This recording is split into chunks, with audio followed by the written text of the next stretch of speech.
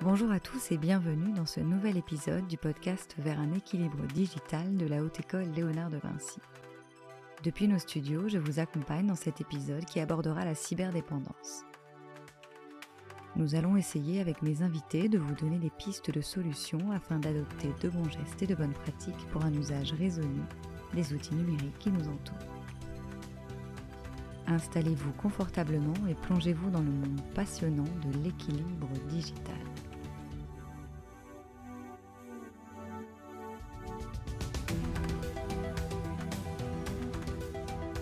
Aujourd'hui, nous rencontrons Yves Collard, expert et formateur en éducation aux médias et média animation, et Kim Ballara, psychologue à la Haute École Léonard de Vinci. Bonjour Yves, bonjour Kim. Bonjour Pauline. Bonjour. Yves, pourriez-vous vous présenter en quelques mots et également présenter aux auditeurs et auditrices le rôle de l'ASBL Média Animation?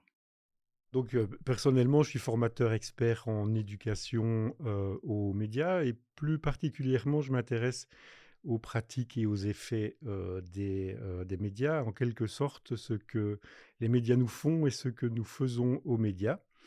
À l'intérieur d'une ASBL qui s'appelle Média Animation et qui est très active sur ce champ de l'éducation aux médias, mais de façon extrêmement vaste, hein. C'est-à-dire que nous travaillons aussi bien sur la question des usages des écrans que sur la question de la théorie du complot, la question des fake news, le cinéma.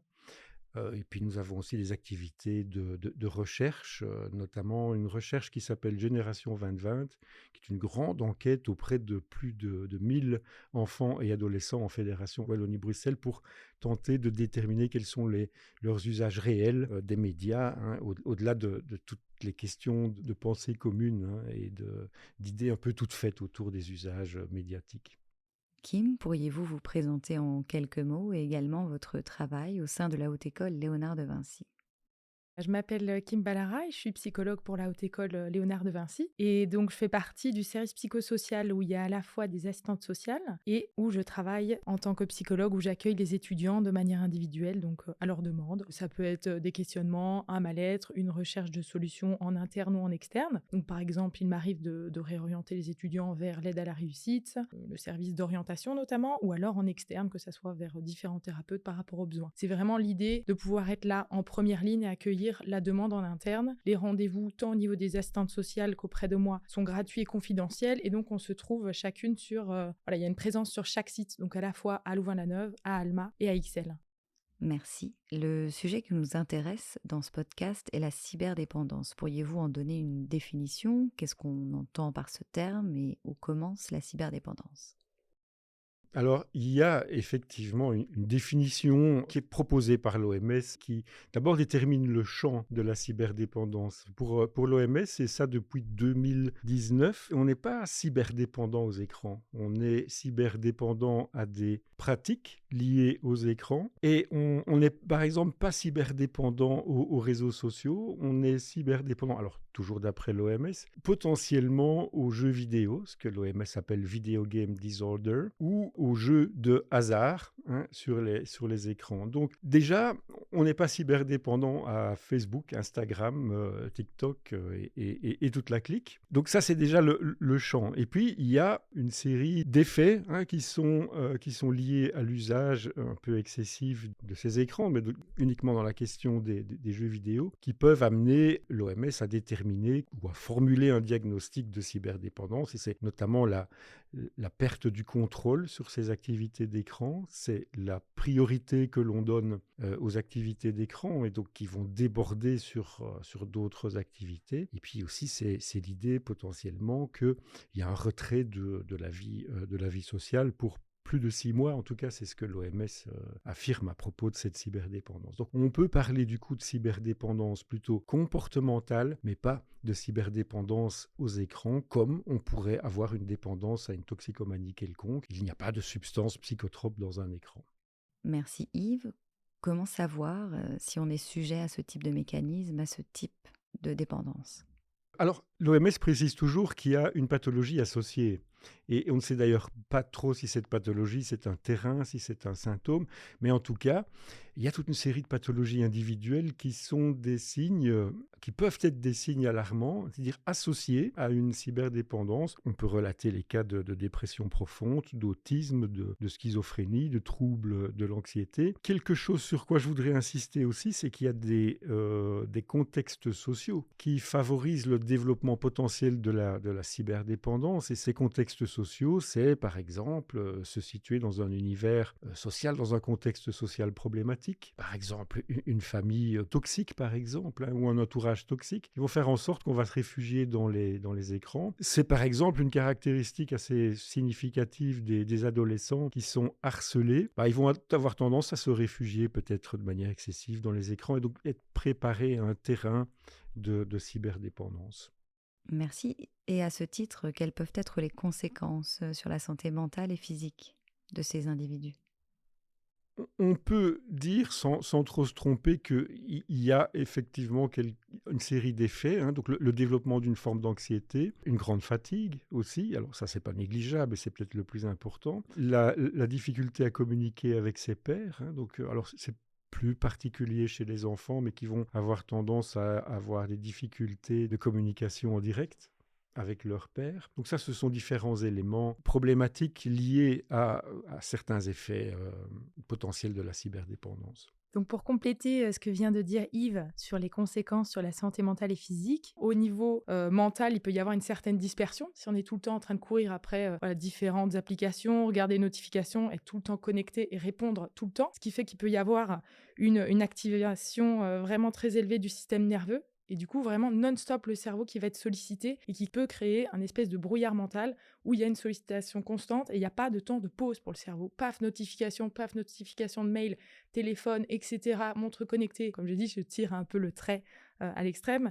Et donc, avec une surstimulation du système nerveux. Et donc, avec évidemment, comme ça a été dit, une grande activation du circuit de la récompense et donc, il peut avoir certaines conséquences. Ça peut aussi avoir un impact sur la qualité de la concentration, où il peut y avoir un temps de concentration qui est un peu diminué. À force de consommer du contenu court, cela peut impacter, mais à chaque fois, c'est à revoir au cas par cas, bien évidemment. Donc, il peut aussi y avoir des conséquences sur les fonctions exécutives, par exemple, par rapport à la capacité de faire des choix, par rapport à la régulation des émotions, l'inhibition de l'impulsivité, ça peut avoir finalement des petits impacts de manière assez étendue. Donc, il peut y avoir aussi, pour cette personne, une certaine irritation, une tension, si l'accès à Internet ou le téléphone, ça dépend de quoi on parle évidemment, quand c'est pas accessible. Et donc, potentiellement, une irritation, une attitude un peu tendue chez cette personne qui en souffre parce que, c'est pas accessible. Donc, il peut aussi être accompagné de pensées obsédantes, de dire, tiens, je vais regarder ça, j'ai envie d'être sur telle appli, faire ci, faire ça, ça peut prendre beaucoup de place, finalement, au niveau psychique. Et donc, par rapport au comportement au niveau de la famille ou des amis, il peut y avoir aussi, chez certaines personnes,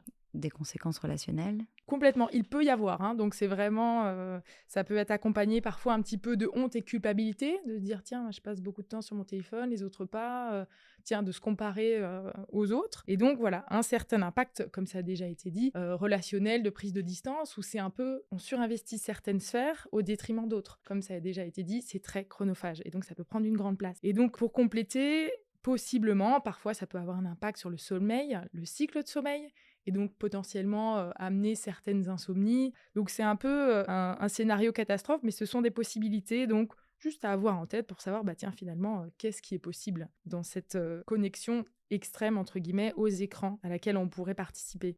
Merci. Et comment agir en cas de cyberdépendance ?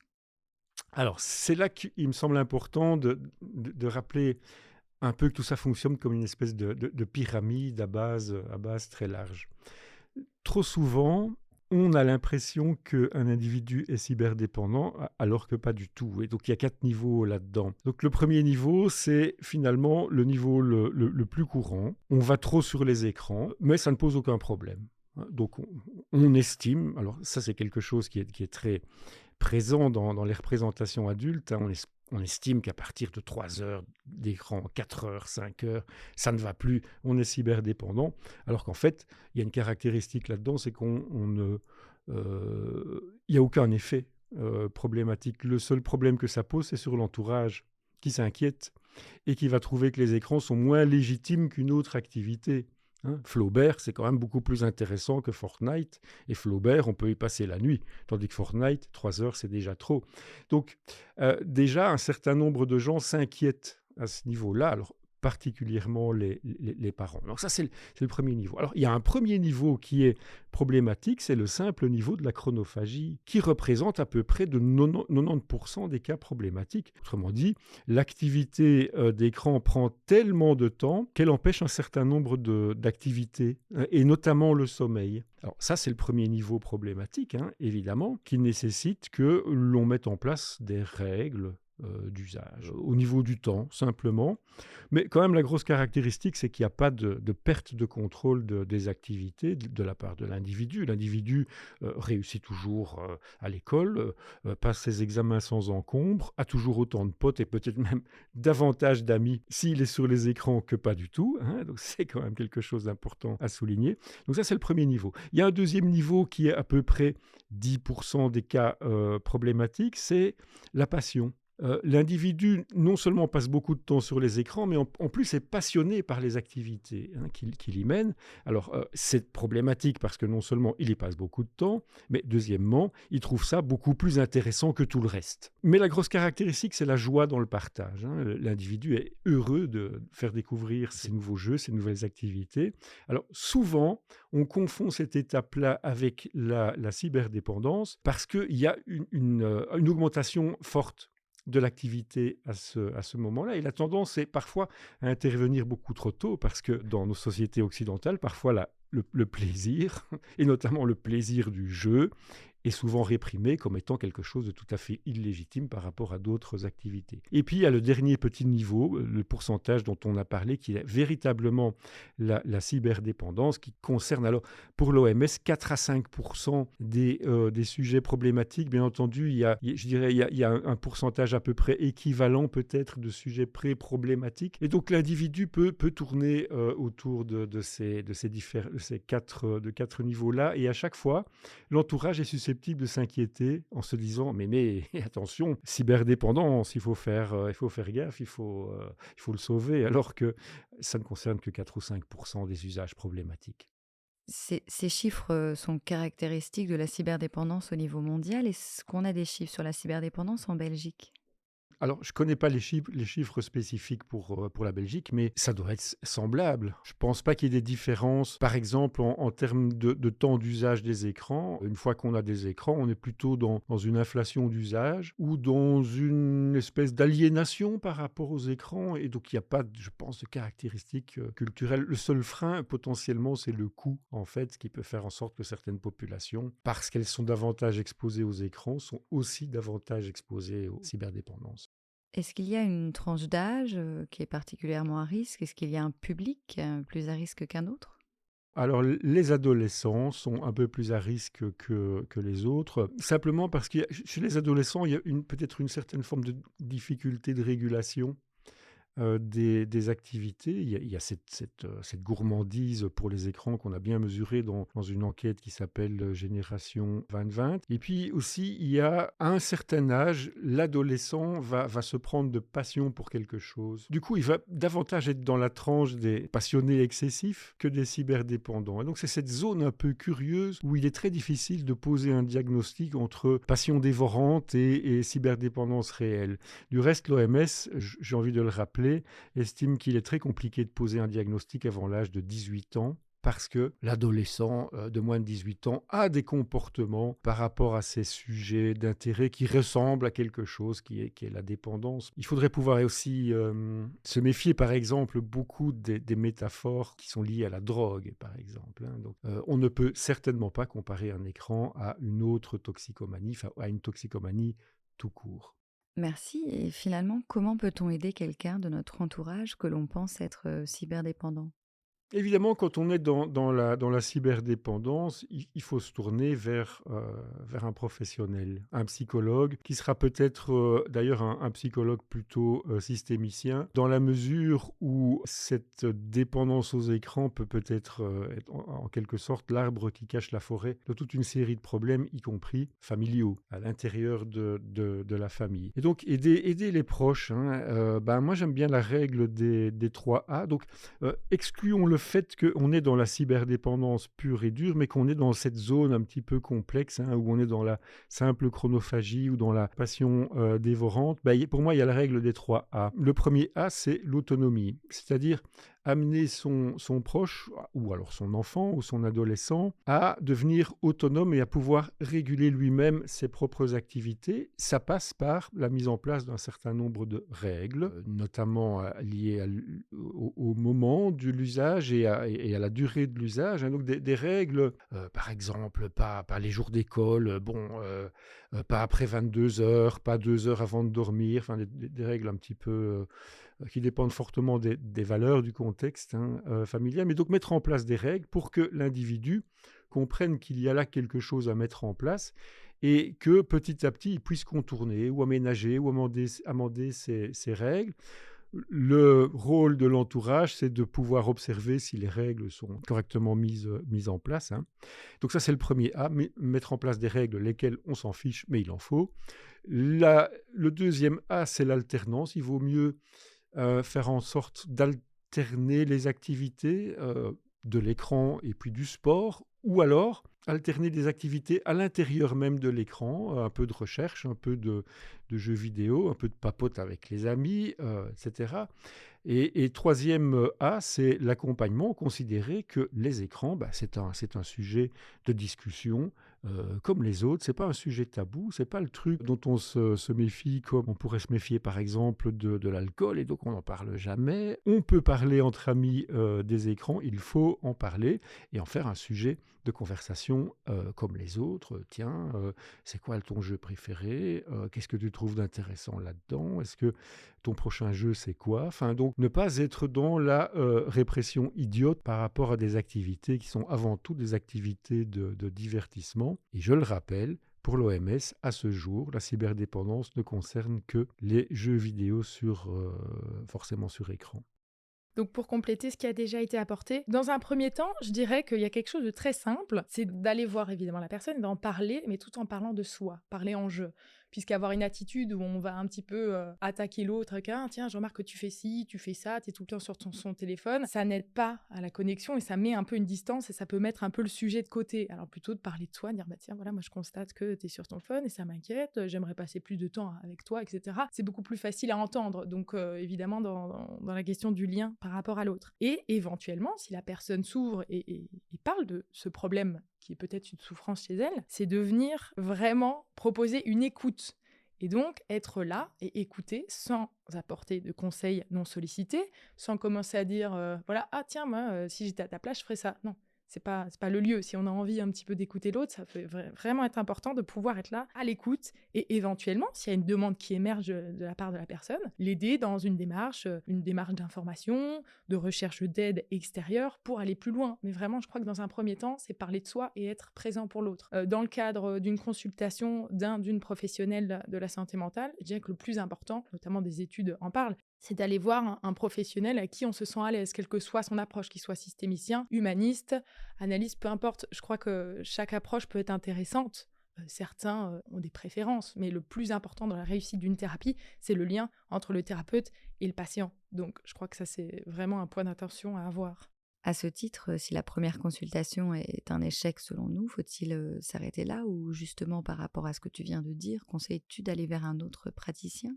Alors, la recherche d'un psy, c'est pas que c'est une quête, mais c'est important de pouvoir expérimenter différentes pratiques, parce qu'il n'y a rien à faire, c'est un métier humain. Donc, est-ce que la personne en face de moi, elle m'est agréable? Est-ce qu'elle est à l'écoute? Est-ce qu'elle est présente? Est-ce que je vais être à l'aise? Et donc, effectivement, parfois, il est nécessaire de voir différents praticiens pour voir est-ce que je suis à l'aise avec un homme, avec une femme, une approche très directive ou pas du tout. Et du coup, c'est génial, parce que ça va permettre à tout un chacun de trouver ce qui est juste pour lui. C'est vraiment ça. Je dirais, c'est d'utiliser son compas intérieur pour voir, ok, je me sens bien avec cette personne, je me sens respectée, entendue, hop, on va pouvoir bosser. Et l'alliance dont je parlais, c'est l'alliance thérapeutique, et effectivement, ça se construit, c'est pas au bout de la première séance, parce que de toute façon, les premières séances sont dédiées à l'analyse de la situation, l'analyse de la demande, de la rencontre, de la création du lien, et donc ça se construit. Et du coup, le conseil, ça serait de dire, prenez le temps de trouver quelqu'un qui puisse vous correspondre. Est-ce qu'il y a des moyens de prévention qui sont mis en œuvre aujourd'hui en Europe ou en Belgique? J'ai envie de dire qu'on se trompe un peu de cible en termes de moyens de prévention, hein. C'est qu'on va intégrer cette question de cyberdépendance dans des sphères proches de la toxicologie, par exemple, hein. Et donc, on va avoir souvent des réflexes de prévention qui sont un peu semblables à ce qu'on fait à propos de la drogue, hein.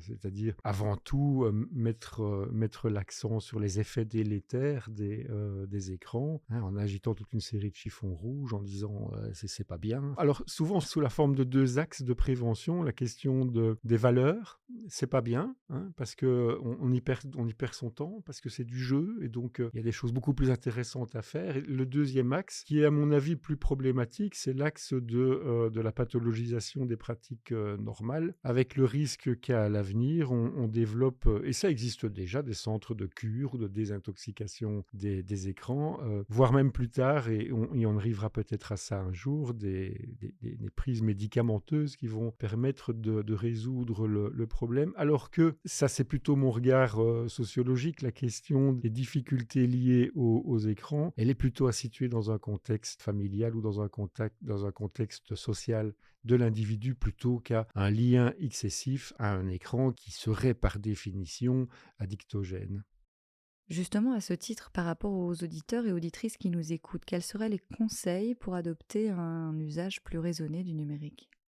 Outre les 3 A que j'ai cités précédemment, c'est, dans la mesure du possible, de pouvoir formuler des autodiagnostics, d'être capable soi-même d'évaluer où on en est par rapport aux écrans, voire même en établissant des comparatifs par rapport aux autres, hein. Ce qui est intéressant dans l'étude Génération 2020 qu'on a menée auprès des adolescents, c'est qu'eux-mêmes estiment par exemple que 64% des adultes sont beaucoup trop sur les écrans et que ça empêche toute une série de choses, notamment des contacts avec les adultes. Donc l'idée, c'est de pouvoir se situer par rapport aux usages des autres, et puis se dire finalement que la question du temps passé sur les écrans, c'est pas le problème du tout. En fait, c'est le problème chez les adultes. Ça, on a beaucoup mesuré ça dans cette enquête Génération 2020. C'est l'obsession qu'on peut avoir par rapport au temps passé sur les écrans. C'est d'ailleurs souvent la porte d'entrée de la plupart des articles de presse consacrés aux écrans. Nos adolescents passent aujourd'hui plus de 5 heures par jour sur les écrans, plus de 4 heures sur leur smartphone,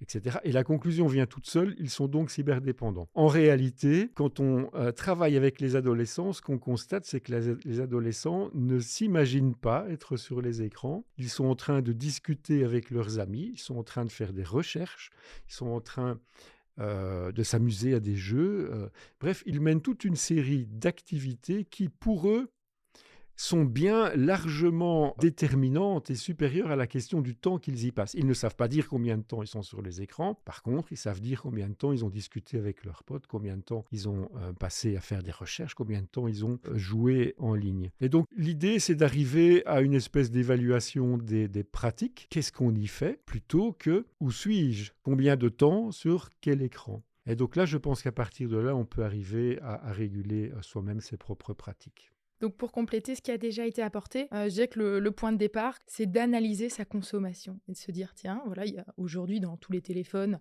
il y a une analyse très détaillée de le temps qu'on y passe et qu'est-ce qu'on y fait. Donc se dire, tiens, voilà, d'être curieux en fait par rapport à sa consommation, se dire, tiens, je remarque que je passe beaucoup de temps peut-être sur Instagram, sur YouTube, sur la boîte mail justement, la boîte mail pro, etc. C'est juste être curieux par rapport à sa consommation et faire un peu une photo au tenté. Et de regarder un petit peu déjà qu'est-ce qui se passe quand on regarde les chiffres. C'est marrant quand je vois que, j'invente, je passe 4 heures sur mon téléphone, j'ai j'ai un peu mal au ventre, j'ai un peu honte, etc. C'est venir rencontrer, tiens, qu'est-ce qui se passe quand je regarde tout ça. Donc, c'est finalement être très à l'écoute de soi et puis de regarder un petit peu sa propre consommation et ensuite, éventuellement, se dire, bah, tiens, moi, quand je vois ça, ça me convient pas. J'ai envie d'autre chose. Et donc, pourquoi pas utiliser les outils qui sont à disposition dans les téléphones, à savoir si on a envie si c'est quelque chose évidemment de volontaire, de diminuer ou de faire évoluer sa consommation de temps d'écran, ça serait peut-être de retirer les notifications de certaines applications. Ça peut être de mettre son téléphone en silencieux, activer le mode ne pas déranger, pouvoir mettre son téléphone en noir et blanc pour être moins stimulé par rapport aux couleurs, évidemment rouge, etc. Tous ces trucs-là. Donc, de pourquoi pas utiliser ce qui est à notre disposition pour faire évoluer sa consommation vers quelque chose qui est plus juste pour nous. Et éventuellement, pourquoi pas en parler aux autres, dire tiens, qu'est-ce que tu fais toi pour... Imaginons, on prend l'exemple des étudiants en blocus, voilà, j'ai du mal à décrocher, j'ai envie, j'entends une notif, je fonce sur mon téléphone, il y en a, voilà, ils vont pouvoir peut-être le mettre dans un tiroir, l'éteindre, le mettre en mode avion, voilà, d'expérimenter un peu différentes choses pour voir qu'est-ce qui se passe quand on fait différemment. Évidemment, le point de départ, c'est son propre besoin. Certaines personnes vont être très à l'aise avec le fait de consommer un temps d'écran de X temps et d'autres pas du tout. C'est de voir, bah tiens, par rapport à soi-même, comment on se sent et d'ajuster en fonction. Et éventuellement, demander de l'aide si on se sent dépassé et qu'on a l'impression d'être complètement en perte de contrôle, de ne pas pouvoir gérer l'impulsion de regarder très régulièrement certaines applications, de demander de l'aide. Merci Kim. Yves, je reviens sur l'enquête dont vous avez parlé, Génération 2020. Où est-ce que je peux trouver cette enquête? Où est-ce que je peux me la procurer? Le plus simple, c'est de taper Génération 2020 Média Animation dans Google et vous trouverez le PDF qui est évidemment disponible de façon gratuite. Donc, Génération 2020 Média-Animation. Est-ce qu'il y a autre chose que vous souhaitiez dire à ce sujet ou par rapport à cette enquête? Oui, donc c'est de nouveau revenir sur les dangers qu'il y a à utiliser trop rapidement la métaphore de la drogue. Donc je le rappelle, il n'y a pas de substances psychotropes dans les écrans. L'OMS précise qu'il y a toujours un retour possible à un usage raisonné des écrans. Donc c'est pas du tout comme une toxicomanie où vous savez, vous arrêtez de fumer. Si vous reprenez une cigarette, vous êtes susceptible de repartir sur les mêmes consommations problématiques qu'auparavant. Mais aujourd'hui, la pensée commune veut faire des écrans une toxicomanie comme une autre. Ce n'est pas le cas. Alors, bien sûr, il y a aussi la question qui est souvent mise en évidence du circuit de récompense, de la dopamine. Effectivement, oui, c'est vrai. Nous sommes récompensés quand nous avons une activité de jeu ou une activité d'écran. Quand nous recevons un like, nous avons une petite dose de dopamine supplémentaire, mais c'est la question de la récompense à toute activité de plaisir. Vous caressez votre chien, vous avez aussi une augmentation du taux de dopamine. À supposer que manger un hamburger vous donne, sur une échelle de 1 à 100, une dose de dopamine. Faire l'amour, c'est 2 doses. Recevoir une récompense dans un jeu vidéo ou à travers des likes sur les réseaux sociaux, c'est 1,5. La cocaïne, c'est 100. Et d'autres drogues plus actives encore, c'est 1000 ou 10 000. Donc ça n'a rien de comparable de nouveau avec ce qu'on observe dans les cas d'accoutumance à des substances quelconques. Merci. Et pour revenir sur cette question, que serait un usage raisonné d'un outil numérique à l'heure actuelle? Alors un usage raisonné, c'est un usage qui serait fondé sur l'autocontrôle, sur le contrôle par l'individu de ses propres activités, en dépit du regard parfois ironique, circonspect, alarmiste ou inquiet de l'entourage. Je dirais que ce qui me paraît intéressant d'ajouter, c'est déjà d'avoir une vision globale de son utilisation, donc du temps, entre guillemets, obligatoire lié aux études, lié au travail ou lié, par exemple, je ne sais pas, aux tâches administratives, de payer les factures, etc. Et différencier le temps de loisir et de voir qu'est-ce qu'on y fait. Et de voir qu'est-ce qui nous apporte du plaisir. Qu'est-ce qui nous est vraiment agréable et qu'est-ce qui est plutôt utilisé en termes de compensation ou pour un petit peu s'éloigner de problèmes du quotidien. Alors, je ne dis pas que c'est un souci en soi. C'est plus de dire, tiens, est-ce que j'ai beaucoup de comportements d'évitement ou pas? Comment je l'utilise et à quelle finalité? Est-ce que c'est parce que ça me fait plaisir 100%? Très bien, trop chouette. Quelqu'un qui aime bien une application je sais qu'il y a des jeux où on doit construire une ferme ou je ne sais quoi. Si la personne est heureuse comme ça, très bien. Mais si c'est utilisé systématiquement quand il y a, par exemple, une notification d'un mail du boss qui arrive et qu'on la met de côté côté, mais par contre qu'on va jouer, c'est de se dire, tiens, quelle est l'utilisation et quel est son contexte? Je dirais que c'est surtout avoir une conscience de ce qu'on fait et éventuellement mettre en lumière tout ce qui peut être comportement d'évitement et par rapport à quoi? De regarder qu'est-ce qu'il y a en dessous finalement, quelles sont les racines éventuellement problématiques. Et donc, dans la question de la consommation, c'est intéressant. Voilà, effectivement, il y a des études qui sont menées plus axées sur les adolescents. Mais c'est aussi important, je pense, de considérer que la consommation d'écran nous concerne tous à des échelles différentes et surtout sur des types d'utilisation différentes. Je pense qu'entre guillemets, à partir d'un certain âge, c'est aussi intéressant de voir, tiens, comment on utilise les écrans. Et est-ce qu'on a plutôt des activités dites passives où on va consommer du contenu et de scroller pendant des heures, je ne sais quelle appli, ou alors plutôt être dans une recherche, voilà, je ne sais pas, je m'intéresse tout d'un coup aux araignées et du coup, je vais commencer une recherche active parce que je trouve ça chouette. Mais voilà, se dire qui consomme, tout le monde. Et du coup, peut-être élargir le champ de questionnement, de dire, voilà, il y a les jeunes, mais il y a aussi les adultes et même parfois les personnes un peu plus âgées qui ont aussi peut-être une certaine consommation et de voir, tiens, qu'est-ce qu'ils font sur ces écrans? Dernière question avant de clôturer ce podcast. Si j'ai besoin d'informations, si je veux me renseigner sur ce sujet ou sur un usage plus raisonné ou sur ma santé mentale, mon bien-être avec le numérique, quelles sont les sources d'informations? Que conseillez-vous, Kim? Alors, ce que j'aurais envie de dire, c'est peut-être d'aller contacter quelqu'un de confiance, quelqu'un dans son propre environnement, ou alors quelqu'un qui travaille, ça dépend quel point de vue on a, mais si on est étudiant, pourquoi pas aller parler de ça notamment vers moi, ou peu importe, l'assistante sociale, et de parler, d'échanger avec quelqu'un. Parce que dans la prise d'information, il y a aussi toute la nécessité peut-être d'être compris dans sa difficulté, parce que qui dit consommation d'écran, mais d'accord, ça c'est un prisme, mais il y a tellement d'autres choses dans cette réalité d'une précarité étudiante qui est là, des inquiétudes parce que le bail du code il se termine, etc. Enfin voilà, pour pouvoir peut-être être entendu de manière globale et de voir, tiens, qu'est-ce qui se passe aujourd'hui pour cette personne, pour être entendu. Je dirais que c'est ça. C'est pourquoi pas aller vers quelqu'un qui pourrait nous entendre dans notre globalité. Ça serait la porte d'entrée, mais il y a d'autres choses peut-être à aborder pour voir, tiens, aujourd'hui, qu'est-ce qui se passe pour cette personne? Merci Yves Collard, merci Kim Ballara d'avoir participé à cet épisode du podcast Vers un équilibre digital proposé par la cellule Transition et le Centre de développement technopédagogique de la Haute École Léonard de Vinci. Merci à nos auditeurs et auditrices d'avoir exploré avec nous des solutions pour tendre à l'équilibre. Si ce podcast vous a plu, n'hésitez pas à le liker, le partager et le diffuser autour de vous.